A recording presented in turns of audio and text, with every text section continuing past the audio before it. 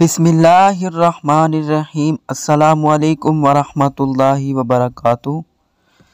دانت میں درد ہو تو یہ پڑھ لیں، انشاءاللہ شفا ہو جائے گی۔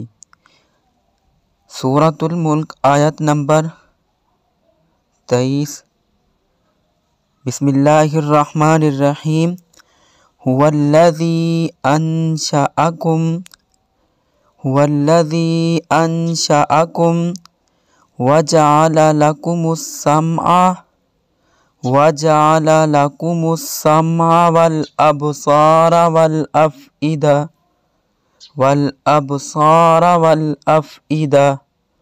قلیلا ما تشکرون۔